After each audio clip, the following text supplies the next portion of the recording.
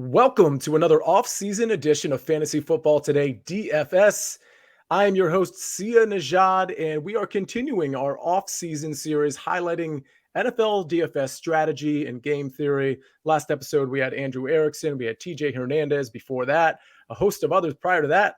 But today, we have Josh Larky. You can find him at JLarkyTweets on Twitter, and I think he's going to tell us where else you can find him. Josh, how are you today? It's great to be here. Thanks for having me. It's Fantasy Football Today DFS show. I'm ready for this. Doing well.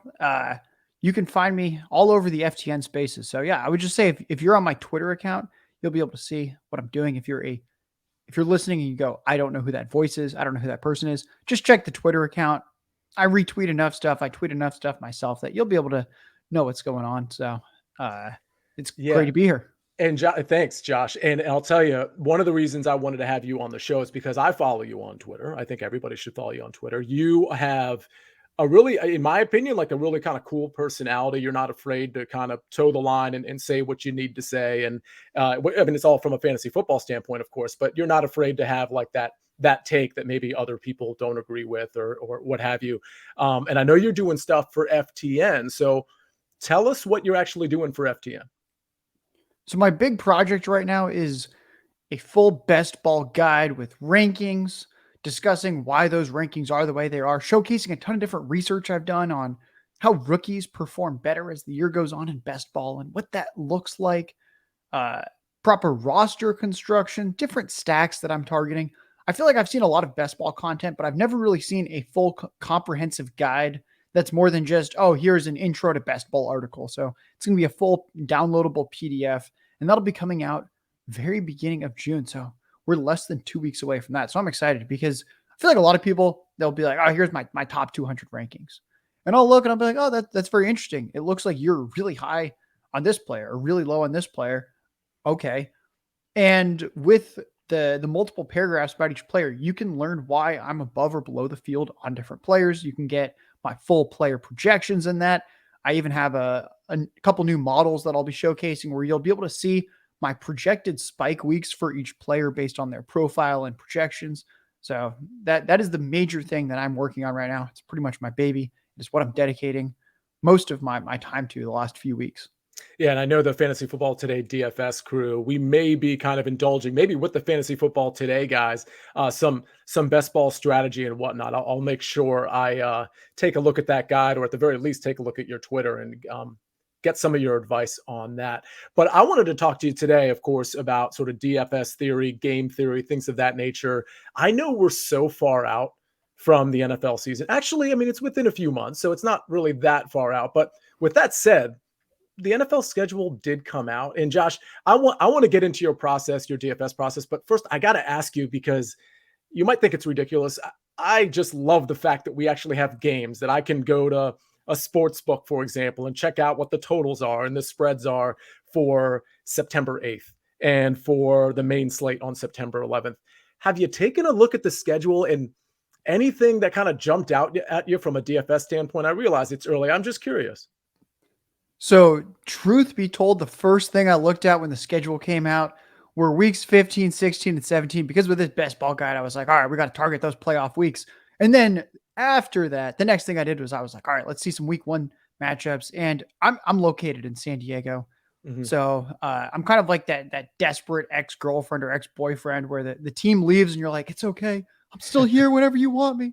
So still a Charger fan at heart. I think Justin Herbert makes it very easy to keep my fandom, even when the team leaves me. So I saw Raiders at the Chargers. I mean, that is just, we've got two fairly pass-heavy teams. They should both be, I think, both comfortably top 10 passing offenses. If we were to project them, maybe even a little bit better than that for the Chargers. And they're going to be playing in SoFi, which is pretty much an indoor stadium. I know it's technically slightly outdoors because there's a little bit of a natural breeze if you're sitting up top like I have before, but let me tell you, it's basically a dome. It's a great offensive environment. So that one caught my eye. I know the game total is above 50 there.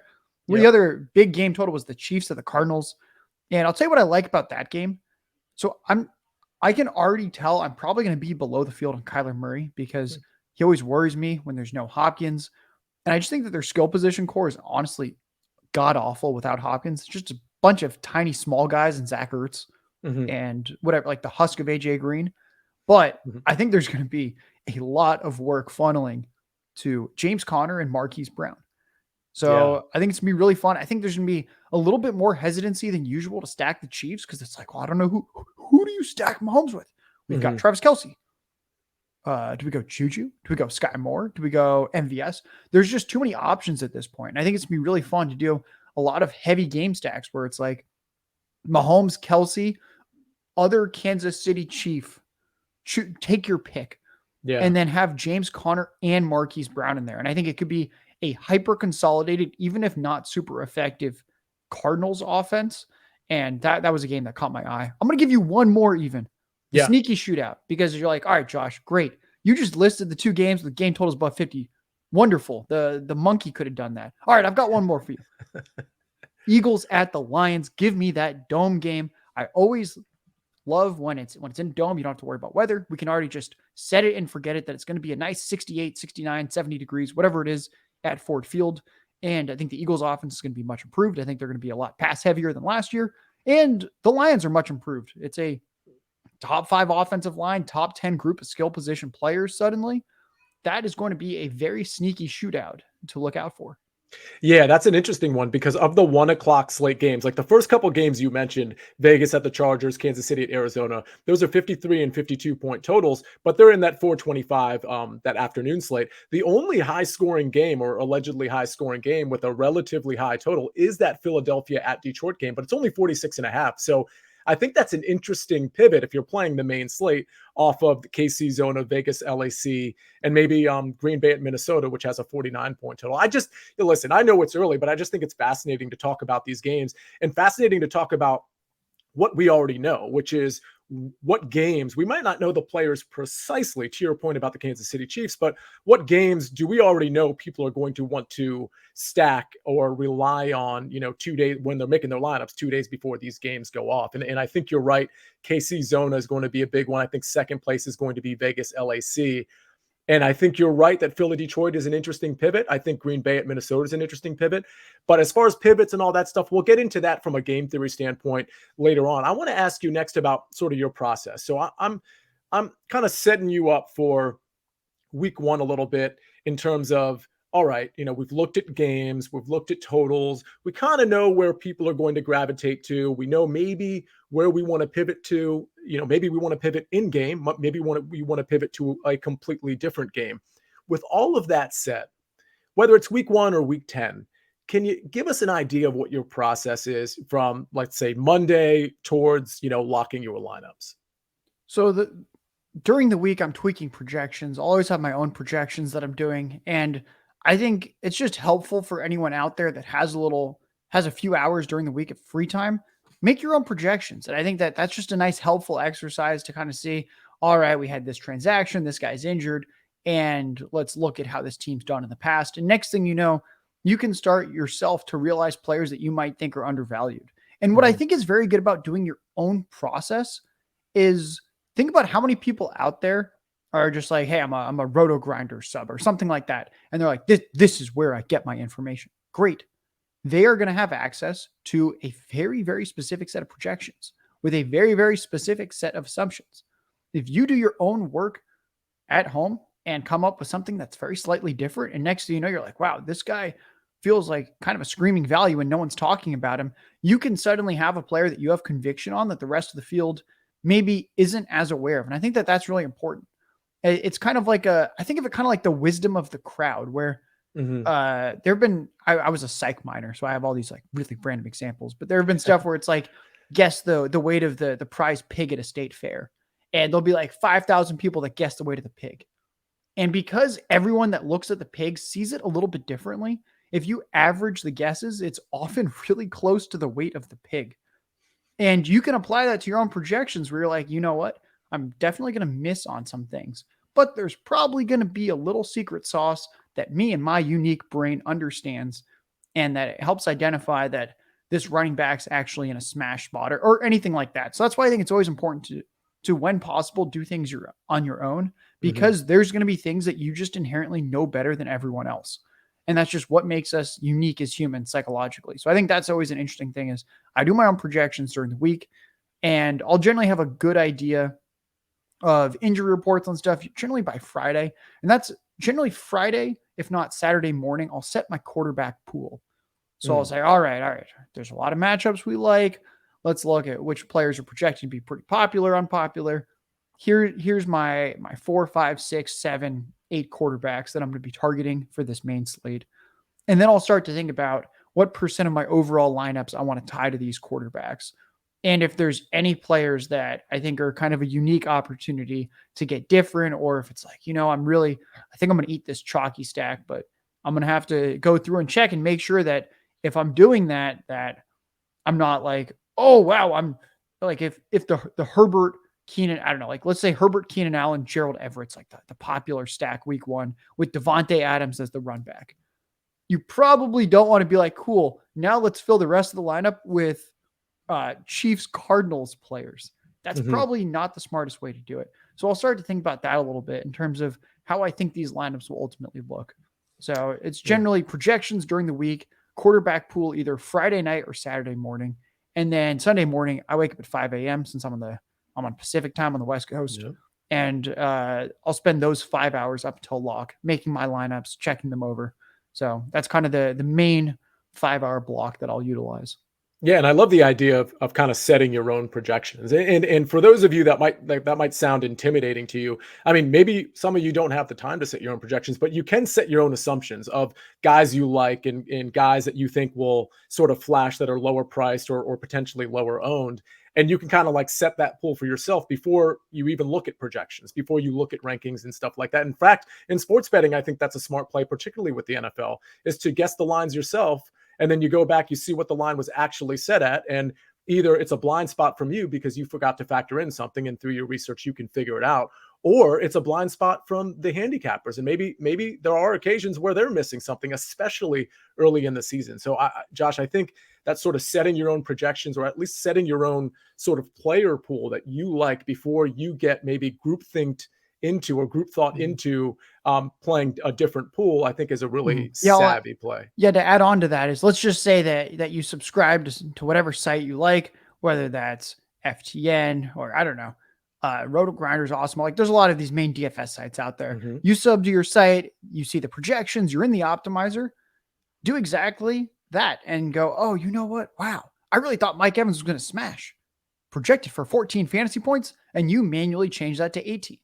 That right there is going to get you really different, because suddenly the field probably isn't in love with Mike Evans if he's projecting kind of low and he's expensive, but you're like, no, that's the expensive player I want this week. So that type of stuff I think is really important. So Josh, let me ask you about this, because you're setting your player pool. I want to ask you kind of two fundamental things. First of all, the tournaments you play, are they generally of the single entry 3 max cash variety, or are you kind of max entering, these 150 max GPPs, or is it a little bit of both? And finally, do you play cash games as well, or is it just GPPs for you? I played cash games. I made a very, very small amount of money and realized that, to me at least, it was not worth my time to be scrounging up $10, $20 here, $10 there. So now I am exclusively one of those Opto bros, the 150 maxer. So I'm one of those horrible people that you see at the bar who's buying everyone shots and doing as many lineups as I possibly can. I'm just going all in that sense. So the person I hated, I've become. So I'll generally just 150 max across several DFS platforms. That's kind of what that 5-hour time block Sunday mornings is. It's like, all right, let's get 150 lineups in for DraftKings, for FanDuel, for Yahoo. If I have some time, I'll generally sneak in another like 50 to 100 for Super Draft. And the next thing you know, 5 hours has gone by and I've made a few hundred lineups. So that is what that big block is for, is purely for the max entering. And there's never enough time, right? Because you say 5 hours and that sounds like a lot of time, but I'm more of a hand build guy, and I'm doing a bunch of different single entries or 3 maxes, some cash. But I block out 2 to 3 hours, and it's always like up to the last minute where I'm submitting my last lineup, and I'm feeling like super anxious about it because I could have used another couple of minutes. So 5 hours sounds like a lot, but you tell me, Josh. Is it? No, it's always like, it'll be an hour and a half till the game's lock, and I'm like, oh man, I've still got 200 lineups going. But babe, you make me some coffee. I would do it, but I don't have 5 minutes. I'm just looking at the clock. I'm like, man, this thing's moving quickly.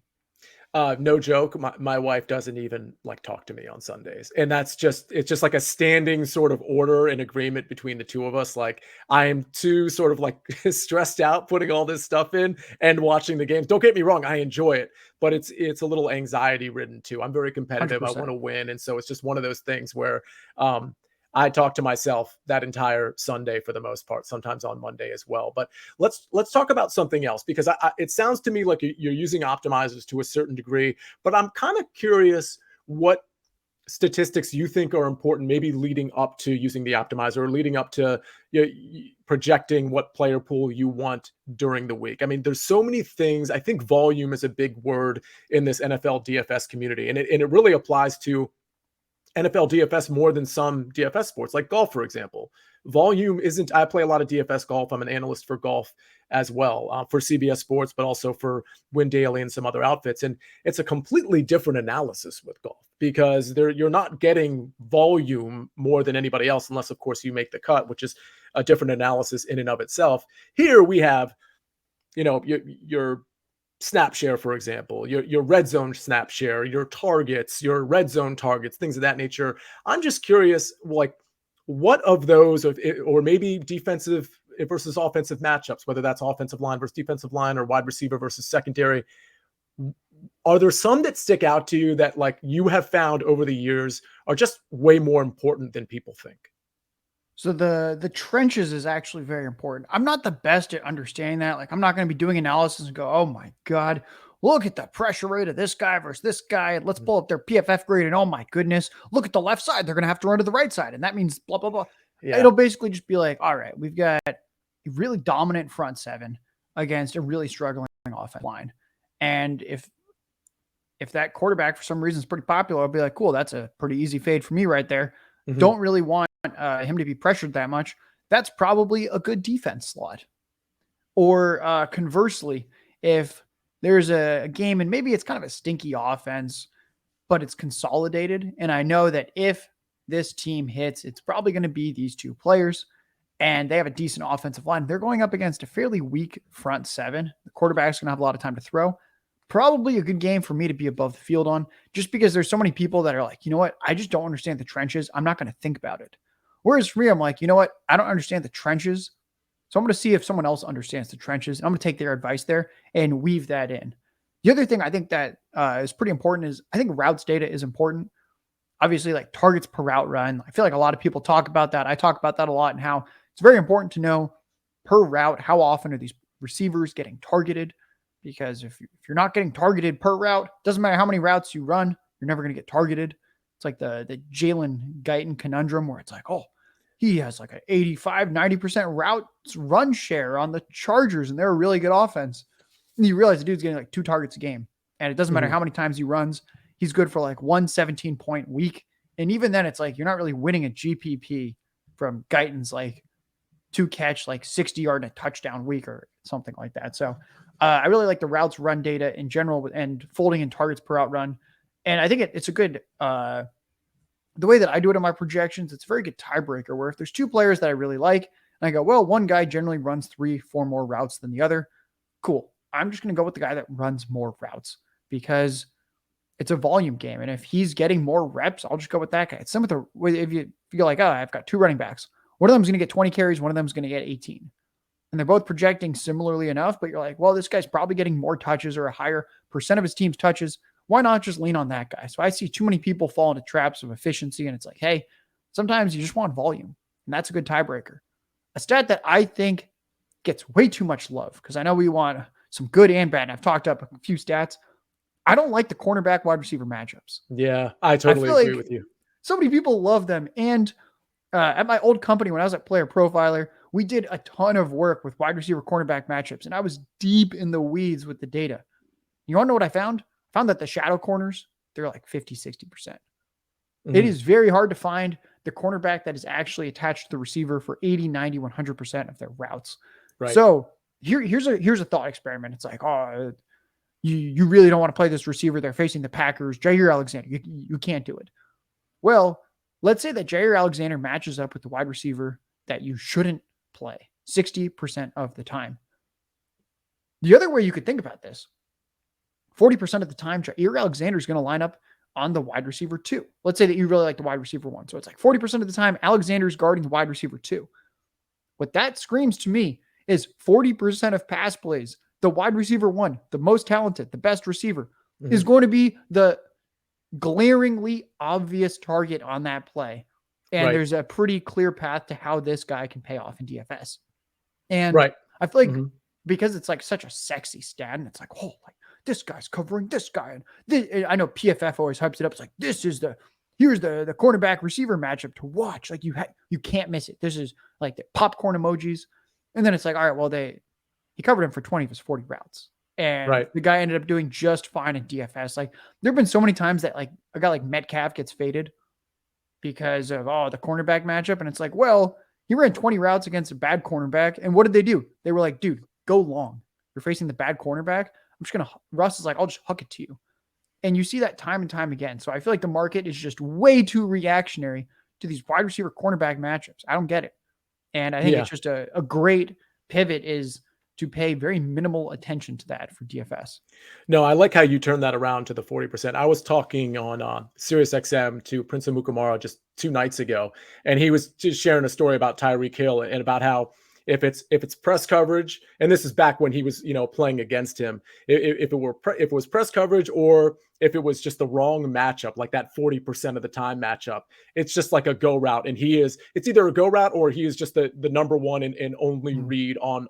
They know, yeah. So it's one of those things like you're getting, like when you talk about targets per route run, well, targets per route run, when it's the off cornerback, it's obviously going to explode. And that's exactly where you're getting your DFS points during those. Sometimes while Jair is guarding you, but a lot of the times it's when he's not, and that's when you explode. Well, another way to think about it is like, the running back, it's a volume position. Rarely are you going to be like, oh, let's pay up for the running back that I think is going to get 8 touches. But with receiver, I mean, how many times do we see a guy pay off in DFS because he has one long catch and then another long touchdown catch? You only need 2-3 broken plays or 2-3 plays where it's the prime matchup and the receiver makes an explosive play for them to pay off in DFS. It's sure you want your receiver to get volume, but generally the way that they're actually scoring their fantasy points, the reason that the receiver position is so volatile is it's only a few plays a game. So yeah, I love that. It's like, I mean, just think about if you're playing like backyard football with your friends and you have one of your friends is 6 foot, the other team puts a 5'7" guy against them. If you ever see that happen, you're probably going to audible whatever you were game planning and be like, all right, dude, just sort of get open, try and stay away from the other defenders. We're just going to zone in on you, and you've got 6 inches on the guy. You're going to catch it. And I'm sure that's what happens with like a Tyreek Hill, DK Metcalf, Devontae Adams. If they get the matchup they want, it's over. There's probably 70, 80% chance at this point that, wow, the ball is getting funneled to this guy. Big play incoming. I love that. Let me ask you one thing about wide receivers, because you were talking about some overrated sort of stats. You talked about target per route run. It sounds to me like snap share for receivers would appear to be a little overrated in your estimation. Is that a fair characterization or no? Yeah, I would say that's fair. And I understand like you need the receiver to be out on the field, but I think one thing I've seen is that too often they'll take a receiver on a pretty run heavy team, and then they'll justify playing him over the receiver in the pass heavy team because of snap share. Right. I think that's what you never want to do is you never want to be like, oh, look at this receiver. Their snap share is 90%. Why would you play the 70% guy? And it's like, well, the 70% guy is getting more targets. He's running more routes because of the nature of that offense. So I think that's a dangerous game to play. So I'll agree with you here. That's routes run, underrated, snap share, overrated. There it is. There we go. Okay, we're going to come back after a quick break, and we're going to talk about some ownership and chalk and how to fade chalk and what some of the strategies that Josh Larky gets into when it comes to that. We'll take a quick break, and we'll talk about that on the return. And we are back, and we're talking ownership now with Josh Larky. Josh, I think ownership is sort of different DFS sport to DFS sport. But I do think regardless of the DFS sport, if we're talking golf or football or MLB, whatever it is, I think game theory is probably a much bigger piece of the pie than the casual DFS player thinks it is. And I just want to ask your perspective on that. And then I'd actually like you to kind of put in play how you would handle ownership. We talked about the week one matchups. We talked about how that Chargers game that you like and perhaps that Kansas City Arizona game you like are going to be probably, two of the most popular, if not the two most popular games from a DFS standpoint. I'm just curious how you're going to deal with that as a guy who's making 150 lineups and trying to implement some of that game theory in there. So this always comes as a surprise to people when I talk about this. I'm sure I'm going to change my process a little bit as the summer goes on. FTN has a ton of really great tools. We do ownership projections in-house. I'm not someone that has paid too much attention to ownership projections, yet my lineups don't get duped. And the reason for that is I've always focused, and I'm aware of who the chalk players are and stuff. And it's not like I'm like, oh, I don't care at all. Let's throw 6 chalky guys in and see what happens. I generally don't want more than 2 to 3 very chalky players in my lineup. However, the way that I've generally found I don't get duped and can create unique lineups is through very advanced correlation. I've always been someone that loves to game stack. So I'm sure there are people that were kind of cringing early on in the show. And I was like, you've got like Mahomes, Kelsey, Juju, James Conner, Marquise Brown. And they're like, dude, you can't play 5 players in the same game in a large field tournament. Are you kidding me? And I mean, yeah, that lineup is most likely not going to hit, but there's a very obvious case where that lineup hits. And what I like to do is correlate enough that it's going to make you uncomfortable. And you're going to think, wow, that seems, I don't know. Can you really get that many touchdowns from one game in there? And that's exactly what I want. I want to hit that pressure point and take it a little bit further. And I found that that's been a way that I've been really successful. Is it helps me minimize how many things I need to get right. So I'm not as worried about, all right, we're really going to need, please give me like this random receiver, or this running back going off. I'm like, hey, if the game shoots out, this lineup is going to hit big. And there's several games like that every year. I would say that every 2 to 3 weeks, there's a game like that where it's basically you look at the slate and go, like, let's just say that you didn't watch games all day. You look back on the scores, you're watching Sunday Night Football, you're on the couch, and you suddenly go, oh my God. If you weren't stacking that game, you weren't going to do well. Like, I remember there was like that Packers-Vikings game from last year there were like 75, 80 points. I had a big win when it was the Chargers-Browns game that had like 80, I think 86 or 88 combined points between the two teams. Those are the kind of games that I'm looking for. And my process is ideally trying to hit on as many of those games as possible, because when those games hit, you're going to have 4, 5, 6, sometimes even 7 players from that game hitting. And I want to have 4 or 5 of them in my lineup, maybe even 6, because all you needed to get right was that the game went nuts. And then it's pretty much just, well, if you were centering 30 lineups around that game, you were almost guaranteed to hit it. And now you have what? 2, 3 lineup slots and a defense left. It's much higher probability that you're going to have the right players in those slots than if suddenly you look and you're like, cool, I nailed my initial stack and run back, but I've still got 6 lineup slots left, and we really need a touchdown from this guy, a touchdown from that guy, a touchdown from that guy. And all you're from on red different zone. games. You're on red zone, and you're like, oh, damn it, that wasn't the touchdown he needed. Oh, but that was. And that just sounds anxiety provoking. I don't like to do that. That's not how I play DFS. So I generally use ownership projections more to just be aware of who the chalk is. And I'll notice kind of when I do my projections, I'm like, wow, like this guy, I'll look Monday or Tuesday and go, that guy's just egregiously mispriced. And that kind of tells me like, well, unfortunately, probably not going to have too much of him in DFS this weekend, because I think everyone else is going to know that workhorse running back who's priced at 5,900 on DraftKings is going to be in everyone's lineup that week. Yeah, I totally agree with that. The idea, especially in the big tournaments where you're kind of doing the 150 max, the idea of being uncomfortable, I think makes sense. If you are comfortable with your lineup in a 150 max contest that has 100,000 entries, then your roster construction is going to be very similar to like 90% of the people playing. But if your roster construction is egregiously kind of like overweight in terms of how many players you have from a certain game, I think that's when you can really pop and like take down that big tournament. Is that it? Did I summarize that well? I mean, yeah, I'll give a good example of this. So it was actually like everyone was talking about it at the time. I'm sure no one's going to talk about it now. And hopefully this doesn't bring too many people to their come to Jesus moment, because I want to keep doing my strategy. But Osimo took down the Millie Maker last year. Do you want to know what his lineup had? It had Russell Wilson, DK Metcalf, and Tyler Lockett. Wow, you shouldn't play all those guys together. That's too many Seahawks. Oh, I forgot to mention, and Rashad Penny. That was a Millie Maker winning lineup. Mm-hmm. That is the type of thing I'm going for. I want the offense to go berserk, and I just count my money because I'm like, cool, had all those players. So that's exactly the type of thing that I want to do, where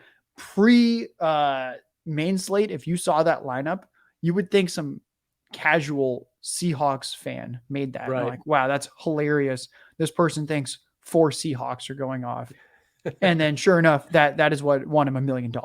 I got to give a shout out to my co-analyst. So we do our fantasy football today DFS show. Last year we did it every Tuesday and Thursday, probably the same schedule this year. But the point is, it's me, it's Frank Stample, our host, and Mike McClure. And Mike McClure is sort of the king of doing what you're suggesting, Josh. Of when he really likes a game, he gets after it. And it's funny because we'll see in the comments to the show, for example, like on YouTube or something, somebody will call Mike out because how could you possibly stack that many Chiefs in one game? That doesn't make any sense. There's not enough to go around. And, Mike's just laughing all the way to the bank because, of course that can fall flat at times, but you're trying to take down a tournament. If that's what you're trying to do, that is sort of like the type of strategy that you want to get involved with. So I totally agree with that.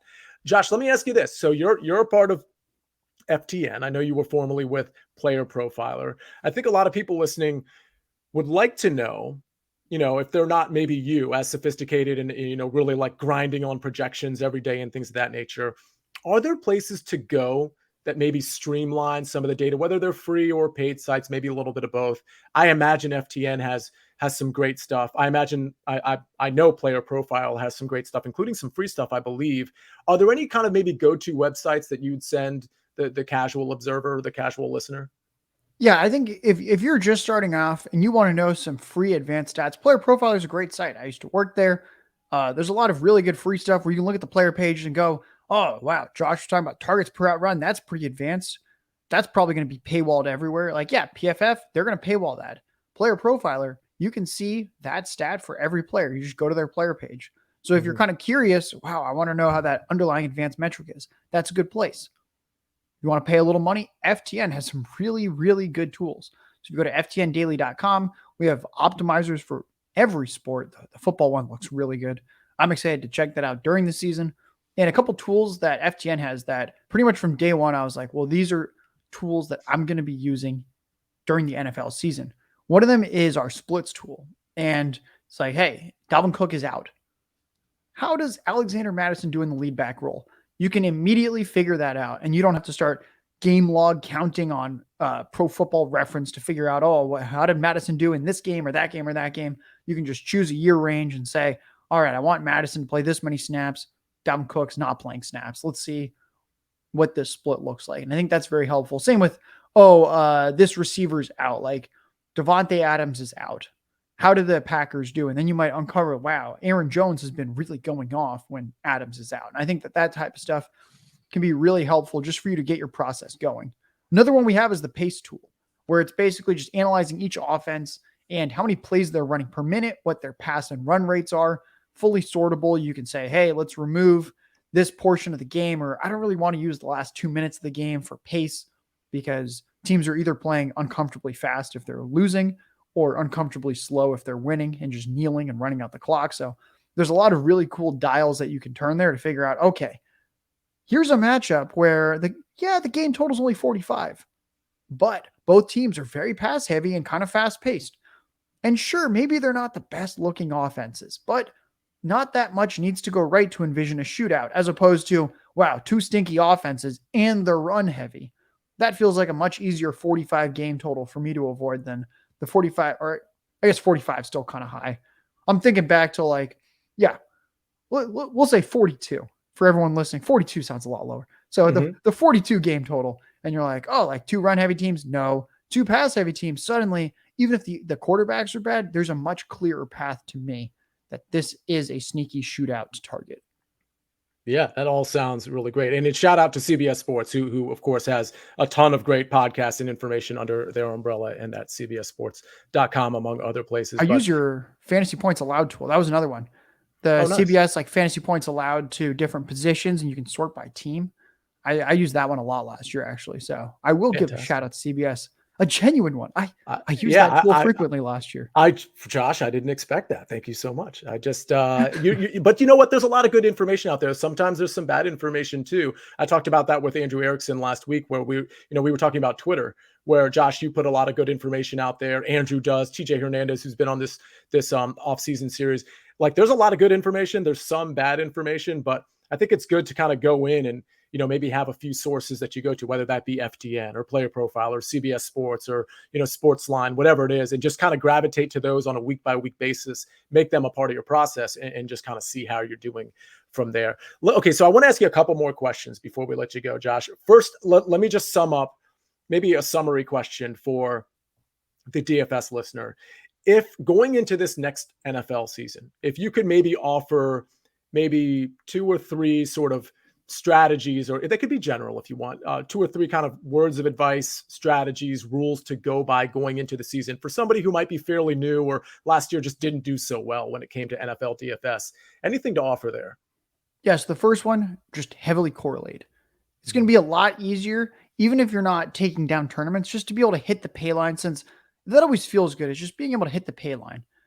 And I would say just double stack your quarterback and have 1 to 2 run backs. And what I mean by that is the quarterback, 1 to 2 running backs, receivers, or tight ends on that quarterback's roster as well. So we got 3 players on the same team, and then 1 or 2 players on the team that they're facing as the run back.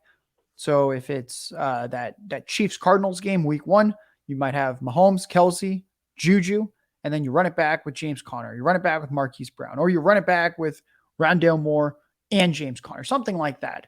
And that right there gives you a really high chance of having a good lineup if that game shoots out. So I think that right there, just do it really heavy correlation. And that's just a great way to be able to hit the pay line more often, in addition to also getting kind of unique where most people aren't taking their lineups to that degree of correlation. Another one, always fade the popular punt play wide receiver. Every single week you're going to notice it most weeks. Oh, there's just this mispriced wide receiver. It's disrespectful. He's the minimum price.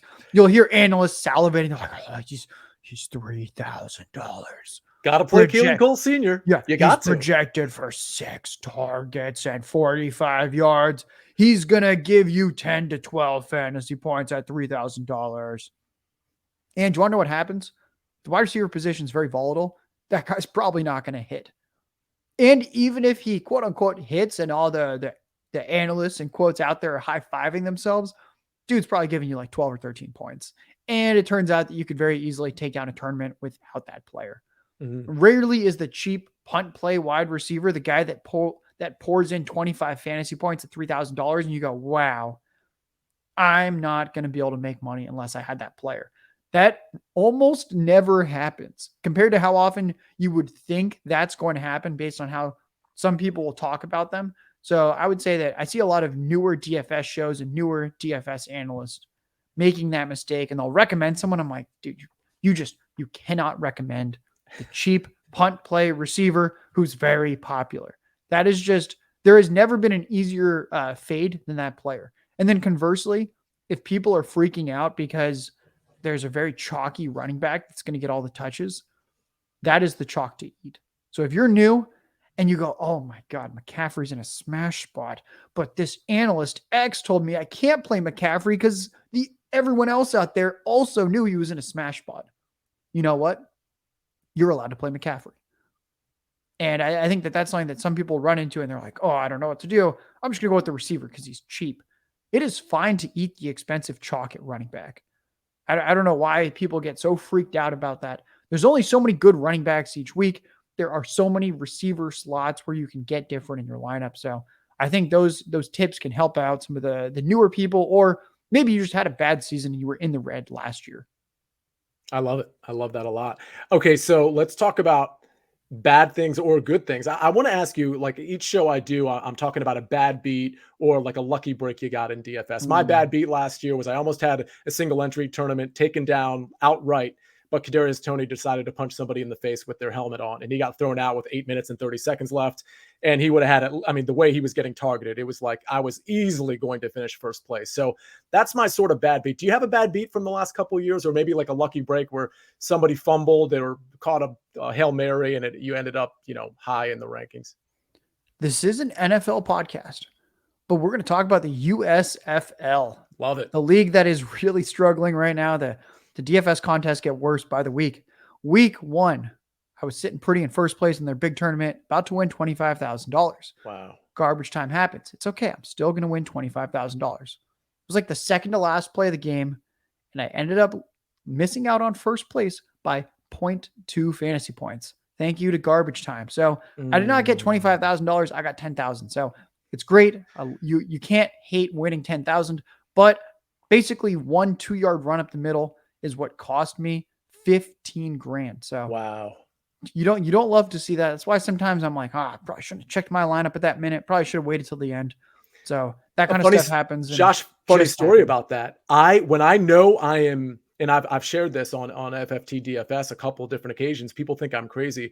When I know I'm near the top and it's like sort of later in the slate where it's going to come down to basically one quarter or a few plays, I don't look at my DraftKings. I don't look at it at all. Because I kind of know where I am. And the last thing I want to see is that I'm in first or second place, somewhere I want to be. And then all of a sudden some crazy play happens or some average play happens and I slip down to 10th place. I don't want to know until it's banked. So I literally, when it's the fourth quarter of the afternoon games, whether I'm playing the afternoon slate or the main slate, I do not look at my phone. I don't look at texts. I don't look at anything. You cannot reach me between like 7 o'clock and 7:30 because I'm not looking at my phone, period. So I hear you on that. Yeah, generally, like all the anxiety happens when I start to look at the phone. So there'll be a few times a year where I crack and I'm like, I just kind of want to see what happens. But generally, once the late games lock, we are not opening the DraftKings, FanDuel, Yahoo apps. None of those are getting opened. I don't want to see any of those DFS lineups until the final play of the final game of that slate has ended. I totally get it. So, okay, let me ask you this. We had the NFL draft, and I know you're doing a lot of best ball stuff for FTN. Are there any guys, and I'm talking from a DFS context, I know it's early, but any guys that are sticking out to you that you think are going to be relatively high impact and probably low price in the first, week 1, 2, or 3, because maybe they're in good situations? Yeah, I've got a name for you. Those who listen to a lot of my work are like, Josh, stop pounding the drum for this guy. You know what? I'm going to keep pounding the drum until the drum is totally broken because people don't seem to be listening and taking it in fully. It is Sky Moore. He was drafted round 2 by the Chiefs. Sky Moore is going to be a problem in the NFL. He's a very good prospect. And he's on the Chiefs. And their current offense is basically just Travis Kelce and then a lot of surprising unknowns as to what the depth chart looks like. Feels like a ripe opportunity to throw in Sky Moore. Juju Smith-Schuster has seen like targets per out run, yards per out run. It's been declining for like 4 years now. He was being out targeted by Claypool, Deontay, and Najee Harris through 4 weeks before he got injured week 5 last year. MVS has a career high 14% target share and a catch rate in his career below 50% playing with Aaron Rodgers. Mecole Hardman is a gadget guy. Even Travis Kelce turns 33 in October and showed real serious signs of decline based on his efficiency last season. Pretty much every player in that offense, aside from Sky Moore, is on the decline. He just got taken round 2. He's on the incline. I really like Sky Moore. And if you're telling me that there's all these question marks on the depth chart and no one's really standing out, and it's the Andy Reid offense with Patrick Mahomes at quarterback, that is a player that I'm going to be very heavily exposed to the first few weeks of the season. The guy's going to pop. There wasn't much by way of running back selected early, but I've got names like Breece Hall, Ken Walker, maybe James Cook with Buffalo. Any of them sticking out to you as maybe early impact guys?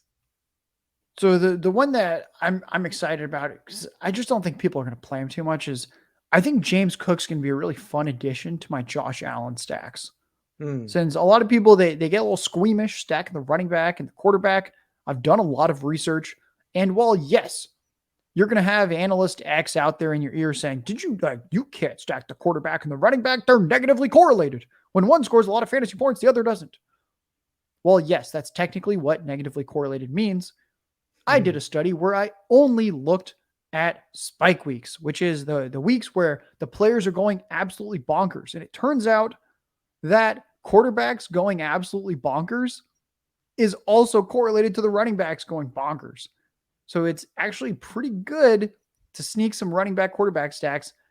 I have no idea what James Cook's role is going to be, but I think that he's going to be a fun player to sneak into some Allen stacks to get kind of different during the first few weeks of the season whenever they're on the main slate. So he'll be a fun one where it's like Josh Allen, James Cook, Stephon Diggs, or Josh Allen, James Cook, Gabriel Davis. So let me just to clarify on that fine point there. Are you saying that even if it's the study you did, even if it's not a pass catching running back like an Eckler or McCaffrey, for example, that they're still positively correlated when they have the spike weeks? Just looked at starting running backs. Didn't look at all at what their profile was. It was purely, I don't remember what I chose. I think I chose like 5 or more fantasy points above their season average. Mm-hmm. And those types of games are actually really positively correlated between quarterback and running back. So I'm like, all right, you DFS touts that are fading the quarterback running back stack because they're negatively correlated. Like, why would I care that they're negatively correlated all the time? I thought we were playing DFS and we're trying to hit those rare outcomes because I'm pretty sure that the rare outcomes are actually very highly correlated between a quarterback and a running back. Like, sure, it's not quite what the quarterback receiver connection is, but there's going to be no ownership of the quarterback running back tandem. So sneaky way to get different. And I agree. I was not shy to do that, even with the lesser sort of pass catching running backs last year. So I love that. Okay, last question. Are you ready for it? We want to know who's going to be in the Super Bowl this year. I've got the Bills and Niners. I'm starting to get a little shaky about the Niners call. I do like the Bills in that stacked AFC, but who you got? So I've got the formerly hometown Los Angeles Chargers. Love it. And I think Mr. Tom Brady continues to defy the age model. I think it's going to be Chargers Buccaneers. The Buccaneers looked like the best team to me in the NFC last year. And they just had a crazy amount of receiver injuries late. And with the Chargers, this roster is truly just too stacked. They have a top 5 quarterback on a rookie deal.